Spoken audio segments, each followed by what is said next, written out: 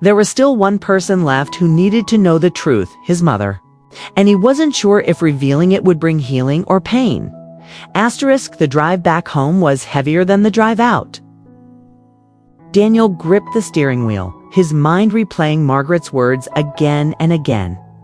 She never stopped loving your father. And yet, she had moved on, built another life. While Edward had remained silent, carrying his devotion like a hidden scar, Daniel thought about his mother. For as long as he could remember, she had been the anchor of their family, steady, practical, endlessly patient with Edward's quietness. She had never complained, at least not in front of Daniel. But had she known? Had she lived all those years beside a man whose heart partly belonged to someone else? By the time Daniel pulled into his parents' driveway, night had fallen. The house looked different, no longer just the place of his childhood, but the stage where untold stories had quietly unfolded. He carried the wooden box inside, its contents still neatly arranged, and sat at the kitchen table waiting.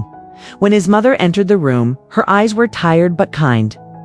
She had aged gracefully, lines of wisdom etching her face. She gave Daniel a small smile. "You've been gone all day. Out for some air." Daniel hesitated, then slid the box toward her. "Mom, I found this." In Dad's closet, her expression shifted instantly. She froze, staring at the box as though it were a ghost.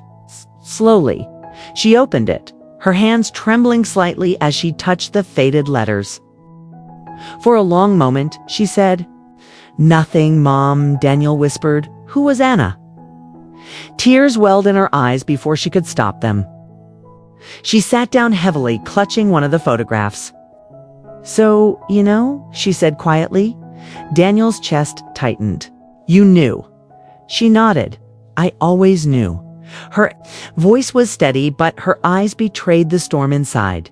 She unfolded the story carefully, piece by piece, like stitching open an old wound. Edward had met Anna before he ever married. They had fallen in love quickly, fiercely, but circumstances had torn them apart.